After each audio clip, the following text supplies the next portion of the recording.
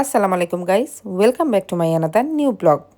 বেশ কিছুদিন পরে আবার চলে আসলাম আপনাদের সাথে নতুন একটি ব্লগ শেয়ার করার জন্য। যদিও এটা বেশ কিছুদিন আগের ব্লগ, আপনাদের সাথে একটু দেরিতেই শেয়ার করছি। ডিসেম্বরের লাস্ট উইকে চলে গিয়েছিলাম আমার শ্বশুরবাড়িতে গ্রামে শীতটাকে আরও ভালোভাবে উপভোগ করার জন্য।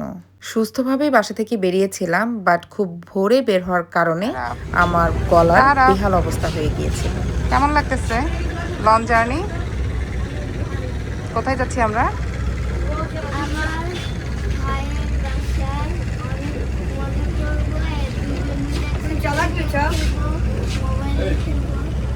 ভাইয়ের বাসা কোথায়? চাঁদপুরে। অনেক এনজয় করবা তুমি? এক্সাইটেড? তো বা কোথায় যাচ্ছি? কোথায় যাচ্ছি আমরা? কার বাসায়? তারপরে কার বাসায় যাব? দিদার বাড়ি। খুশি? খুশি তাই?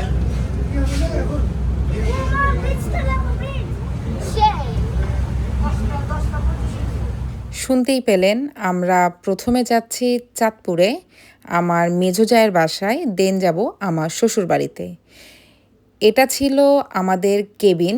আমরা মূলত এই ডাবল কেবিনটা নিয়েছিলাম। আমরা সেই দিন কোনো ভিআইপি কেবিন পাইনি, যে কারণে ডাবল কেবিন নেওয়া হয়েছিল। আমরা কিন্তু খুব ভোরে বাসা থেকে বেরিয়েছিলাম এবং বাসা থেকে সদরঘাটে আমরা উবারেই এসেছিলাম। আর বাসা থেকে বের হওয়ার আগে আমরা আমাদের ব্রেকফাস্ট করে এসেছিলাম। আমার যেহেতু একটু ঠান্ডার প্রবলেম আছে, তাই এত ভোরে বের হওয়ার কারণে আমার গলার অবস্থা মোটামুটি খারাপই ছিল তখন। তাই আমরা কফি অর্ডার করেছিলাম। আমি আমার মেয়ে আমরা বাইরে দাঁড়িয়ে নদী দেখতে দেখতে আর এই ঠান্ডা ঠান্ডা ওয়েদার উপভোগ করতে করতে আমাদের কফিটা এনজয় করছিলাম। যারা আমার ব্লগ রেগুলার দেখেন তারা নিশ্চয়ই জানেন যে আমার বাচ্চারা খাবার দাবারের ব্যাপারে একটু বেশি চুজি, তাই আমি লঞ্চের খাবার খুব একটা প্রেফার করি না বাচ্চাদেরকে দেওয়ার জন্য, আর ওরাও খেতে চায় না। তাই আমি বাসা থেকে নাস্তা তো করিয়ে এনেছিলাম, আর আসার সময় কিছু ডিম সেদ্ধ করে নিয়ে এসেছিলাম। সেটাই সবাই মিলে খাচ্ছিলাম, আর সাথে আমরা আরও কিছু খাবার ক্যারি করেছিলাম। তারা এখন কোথায়? আমরা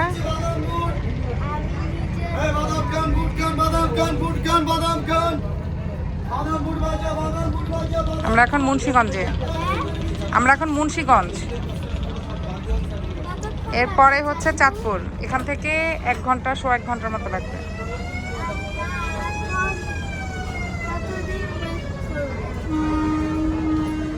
এই যে দেখতে পাচ্ছেন, এটা হচ্ছে মুন্সিগঞ্জের ঘাট। এখানে মূলত কিছু মানুষ নামিয়ে দেয়া হয়েছিল।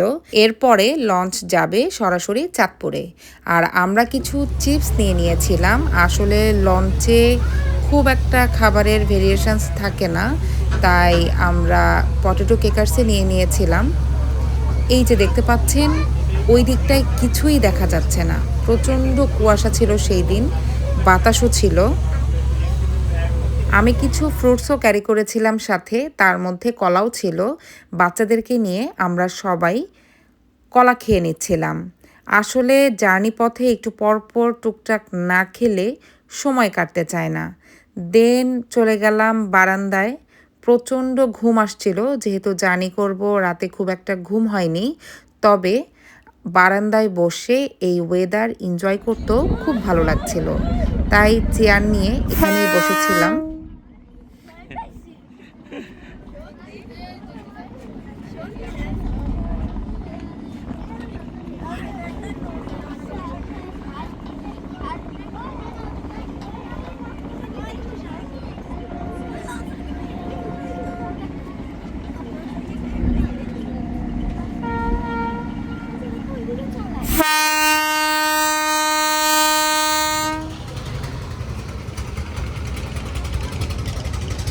আমরা কিন্তু অলমোস্ট চলে এসেছি চাঁদপুরের ঘাটে। এই যে দেখতে পাচ্ছেন বিভিন্ন লঞ্চ এখানে রাখা হয়েছে। আমাদের লঞ্চও ভিড়াবে, আমরা সেটাই দেখছিলাম। আর এই ঘাটের কাছে আসার সাথে সাথে বিভিন্ন ধরনের মাছ চোখে পড়ে। বিশেষ করে ইলিশ মাছ। তবে আমি আপনাদের সুবিধার জন্য বলছি, এই মাছগুলো কিনতে যাবেন না। এর পাশেই বাজার আছে, আপনারা চাইলে বাজার থেকে মাছ কিনে নিতে পারেন, একদম ফ্রেশ ফ্রেশ মাছ। তবে এখান থেকে মাছ কিনলে ম্যাক্সিমাম মাছই পচা থাকে, তাই এইসব জায়গা থেকে মাছ না কেনাই ভালো। প্রায় 3.5 ঘন্টা লঞ্চ জার্নি করার পরে আমরা চলে আসলাম চাঁদপুর ঘাটে। এখন আমাদের নামার পালা, তবে এত বেশি ক্রাউড ছিল তাই আমরা ওয়েট করছিলাম আস্তে ধীরে নামবো। আর গুড়ি গুড়ি বৃষ্টি হচ্ছিল, ক্যামেরায় খুব একটা বোঝা যাচ্ছে না হয়তো, বাট আমরা ওয়েট করছিলাম বৃষ্টি থামলে আর ক্রাউড কমলে দেন আমরা নামবো। আর বাচ্চারা তো খুব বেশি এক্সাইটেড ছিল। এই এগুলো কত করে?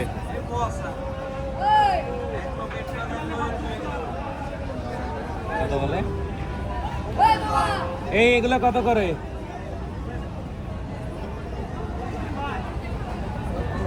ওগুলা ওগুলা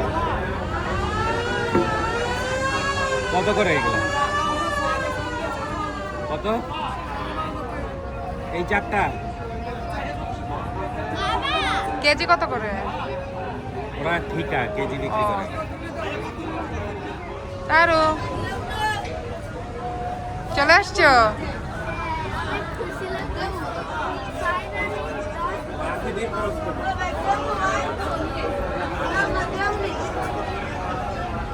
ফাইনালি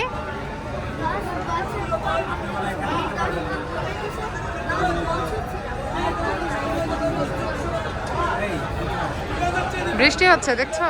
দেখতেই পেলেন, বাচ্চাদের তো মনে হচ্ছে সময় যেতেই চাচ্ছে না। আর আমরা ওয়েট করছিলাম ক্রাউড কমলে দেন আমরা নামবো, তাই আমরা আমাদের কেবিনের ভিতর বসেই ছিলাম।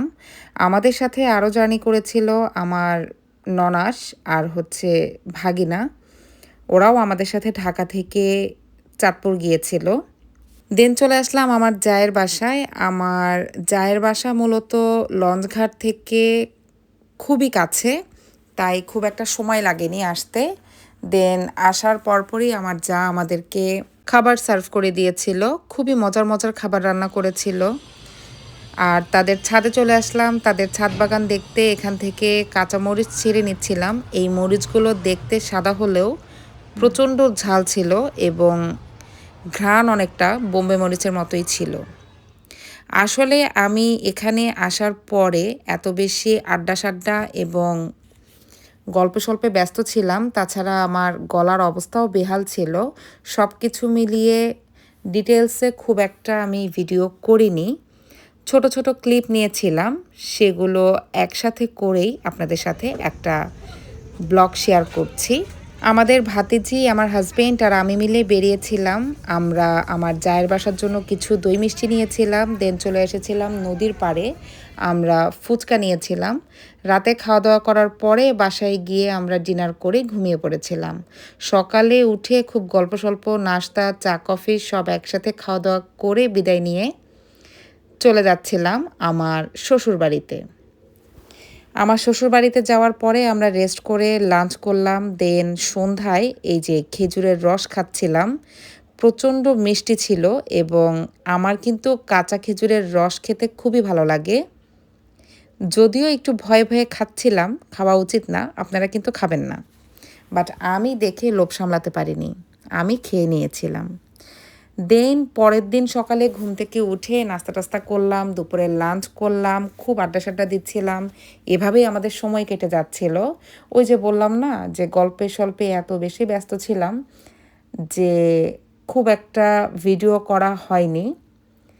দেন আমরা চলে এসেছিলাম একটু ঘুরতে। ঘুরতে এসে এই যে আমাদের এই বাগান থেকে আমরা ধনিয়া পাতা নিচ্ছিলাম। আর এই চাচার গাছ থেকে আমরা শাক নিচ্ছিলাম। আসলে আমরা চাচার কাছে চাইনি, চাচা নিজে থেকেই আমাদেরকে শাক দিচ্ছিলেন। আর এই তাজা তাজা ফ্রেশ ফ্রেশ শাক কেউ দিলে কি আমরা না করতে পারি বলেন তো? তাই আমরাও দাঁড়িয়ে নিয়ে নিচ্ছিলাম। চাচা আমাদের পরিচিতই ছিলেন। গ্রামের এই আঁকাবাঁকা পথে বিকালবেলা হাঁটতে সত্যি খুব ভালো লাগছিল, খুব সুন্দর একটা সময় কাটাচ্ছিলাম। আমরা সবাই মিলে বেরিয়েছিলাম। আমার আমি, মেয়ের আমার হাতে দিচ্ছিল হাজবেন্ড, আমার চাচা, দুই খুব বাচ্চা, আদর আমার করেই ননসের দিচ্ছিল, ছেলে আর আমার মেয়েও এবং আমার নিচ্ছিল। ননস। দেখে ভালোই লাগছিল আমার। আর আমরা তো চাচার সাথে খুব গল্প সল্প করছিলাম। এখানে আমাদের কিছু জমিজমা ছিল, সেগুলোও আমরা দেখছিলাম। এভাবে করেই আমরা বিকেলের সময়টা ঘুরে ফিরে বেড়ালাম। ভালোই লাগলো আসলে গ্রামের এই সবুজ সবুজ প্রকৃতিতে ঘুরে বেড়াতে ভালোই লাগে। গরমে গেলে যদিও অনেক কষ্ট হয়ে যায়, বাট শীতকালটায় আমরা খুব বেশি উপভোগ করি। তাই মোটামুটি শীতের সিজনে আমাদের ২-৩ দিনের জন্য হলেও গ্রামের বাড়িতে এবারও কিন্তু আমরা মাত্র ২ দিনের জন্য এসেছিলাম। আমরা প্রথম দিন ছিলাম চাঁদপুরে। আজকের দিনটা আমরা এখানে থাকব। কালকের দিন ইনশাল্লাহ দুপুরের পরে আমরা ঢাকার উদ্দেশ্যে রওনা দিয়ে দিব। আসলে এত অল্প সময়ের মধ্যে একসাথে এত রকমের খাওয়া দাওয়া, আড্ডা, গল্প সব কিছু বাদ দিয়ে না আর সেভাবে ভিডিও করা হয় না। তাই যতটুকু করতে পেরেছি আপনাদের সাথে ততটুকুই শেয়ার করেছি। নিজেদের গাছের ধনিয়া পাতা, মূলার শাক এবং চাচার দেয়া লাউ শাক নিয়ে আমরা তো গ্রামের রাস্তা দিয়ে আমাদের বাড়ির দিকে যাচ্ছিলাম। আসলে এবার বাড়িতে এসে একদম বাড়ির বিখ্যাত মিষ্টির দোকানের দই মিষ্টি, খেজুরের রস, হাঁসের মাংস, গরুর মাংস, ইলিশ মাছ সব কিছুই খাওয়া হয়েছে আলহামদুলিল্লাহ। আসলে গ্রামে আসলে এই তাজা তাজা ফ্রেশ ফ্রেশ খাবার খেতে না ভালো লাগে। তাছাড়া আমি আর আমার হাজবেন্ড এই গ্রামের রাস্তা দিয়ে দুজনে গল্প করতে করতে হাঁটতে হাঁটতে যাচ্ছিলাম। সবাই আমাদের সামনে ছিল। আসলে এই ঠান্ডা ঠান্ডা ওয়েদারে খুব এনজয় করছিলাম আমরা। দেন এই যে আমাদের বাড়ির সামনে চলে আসলাম। পাশের বাড়ির এই গরুটা দেখে ভালোই লাগছিল। আমরা বাসায় রেখে দেন আমরা আমার ননাসের বাসার দিকে যাচ্ছিলাম। যাওয়ার পথে এই পুকুরে হাঁসগুলোকে চোখে পড়ল। কি সুন্দর লাগছে দেখতে না? এই যে ননাসদের ছাদে চলে আসলাম। আমার ভাগিনা এগুলো খুব শখ করে পালে। এই মোরগটা দেখতে কি সুন্দর না? চলে এসেছিলাম ছেলে মেয়েদেরকে রেখে, বাট ভিডিও করতে করতে শুনলেন আমার ছেলে এসে ওর বাবাকে ডাক দিল। ও চলে এসেছে মুরগি দেখবে বলে। এই যে দেখেন এখানে কতগুলো মাশাল্লাহ মুরগি আছে, মোরগ আছে। এগুলো সব ওর পালা। ও শখ করে এগুলো পালে, বিক্রিও করে, আবার নিজেরাও খায়। আবার নিচে হাত দিয়ে ধরো। ছাড়ে দিলে ব্যবসা লস। ধরো ধরো এমনি না তো, আস্তে ধরো আস্তে ধরো ধরো, আমি ধরাই দিই, তুমি ছাড়ো না। হ্যাঁ, উপরে হাত দাও, এবার উপরে হাত দাও। আস্তে আস্তে ধরো। এখন তো ওই যে নিচে ইনকিউবেটর একটা আছে না, এটা দিয়ে ফুটছে। আমার ছেলেকে দেখলেন শখ করে মুরগি তো হাতে নিল, তবে খুব ভয় পাচ্ছিল, ছেড়ে দিল। আমরা খুব মজা করছিলাম এগুলো নিয়ে। আর ওর এই ফার্মটা মুরগিগুলো প্রথমে ও এই সাইজের ছোট আনে, দেন বড় সাইজের করে দেন বিক্রি করে। আর ওর পালা এই কবুতরটাকে দেখছিলাম পাশে টিনে বসে, দেখেন কি সুন্দর করে পানি খাচ্ছিল, তাই না?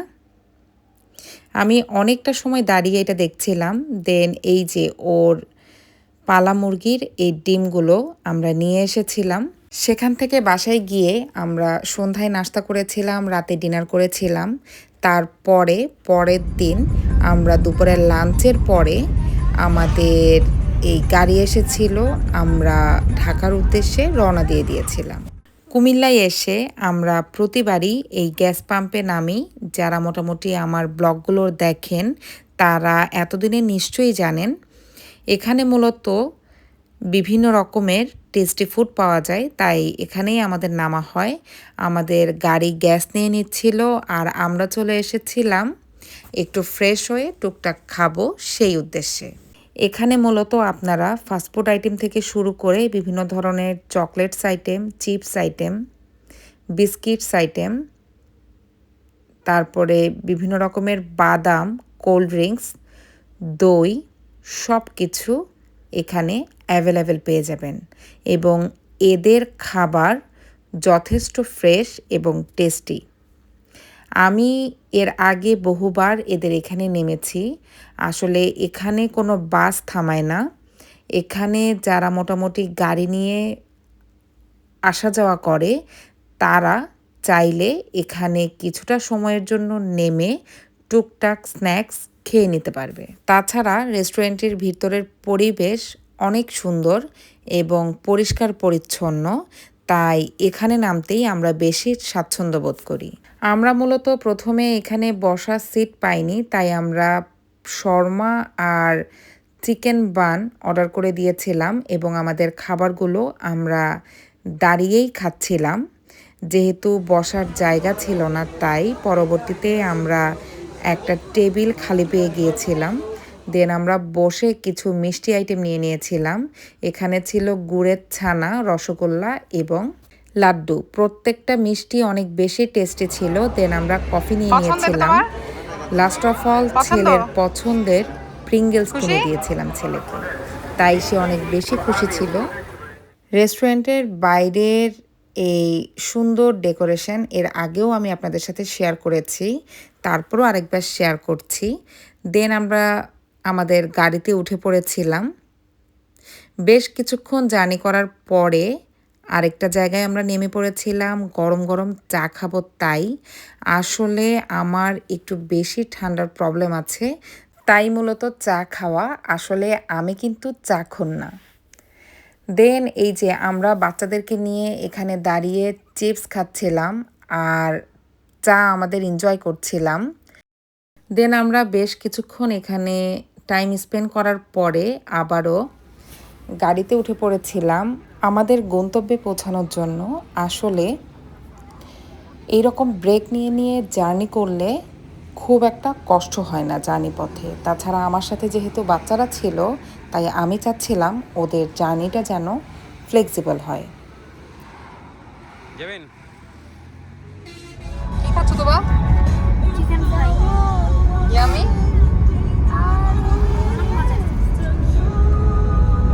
বাচ্চাদের জন্য আমি আসার সময় কিছু চিকেন ফ্রাই করে আমার সাথে নিয়ে এসেছিলাম, যেন বাচ্চারা পথে খেতে পারে। তাই অবশেষে চলে আসলাম আমার সেই চিরচেনা এবং খুব ভালো লাগা এবং ভালোবাসার সেই জায়গায়, ঢাকায়। আসলে ঢাকার জীবনযাত্রা যতটাই জটিল হোক, আমার কিন্তু ঢাকায় বেশি ভালো লাগে। ঢাকায় এসে মনে হচ্ছে অন্যরকম একটা প্রাণ ফিরে পেয়েছি। আসলে আমি একটু ঢাকামুখী মানুষ, তাই আমার ঢাকার জীবনযাত্রাই বেশি ভালো লাগে। আমি মূলত 28শে ডিসেম্বর ঢাকায় ব্যাক করেছিলাম, তাই ঢাকায় এসেই দেখতে পাচ্ছি 25শে ডিসেম্বর স্টার সানডের যে আলোকসজ্জা ছিল বিভিন্ন রেস্টুরেন্টে, হোটেলগুলোতে, সেই আলোকসজ্জা এখনও আছে, যেটা দেখে খুবই ভালো লাগে। দেন সরাসরি চলে আসলাম আম্মুর বাসায়। নানুর বাসায় এসে বাচ্চারা তো খুব আনন্দে ছিল, খালার সাথে খুব এনজয় করছিল। বাসায় এসে দেখি আম্মু খুব মজার মজার শীতের পিঠা এবং খুব মজার মজার রান্না করে রেখেছিল, সবাই একসাথে খাবো তাই। এই পিঠাটা আমার খুব বেশি পছন্দের। এটাকে আমরা তেলের পিঠা বলি। আপনারা কে কোন নামে চিনেন আমাকে অবশ্যই কমেন্টের মাধ্যমে জানাবেন। এবং এটা ছিল আম্মুর বানানো লাড়ু, আর এটা ছিল দুধ পুলি পিঠা, এবং প্রত্যেকটা পিঠার টেস্ট খুবই অসাধারণ ছিল। আমরা আমাদের খাবারগুলো খুব এনজয় করেছিলাম। আমাদের ডিনার কমপ্লিট করার পরে ইয়াররিংসগুলো গিফট পেয়ে গিয়েছিলাম। আমার কাজিন মূলত গিফট করেছিল ইয়াররিংসগুলো। দেন পরের দিন আমার কাজিন আর কাজিনের হাজব্যান্ড চলে এসেছিল আমাদের সাথে আড্ডা দিবে বলে। ঘোরাফেরা কমপ্লিট করার পরে আমরা আমাদের আবার রেগুলার লাইফে ফেরত এসেছি। ফুচকা খুব এনজয় করছিলাম। আজকে তাহলে এখানেই শেষ করছি। আল্লাহ হাফেজ।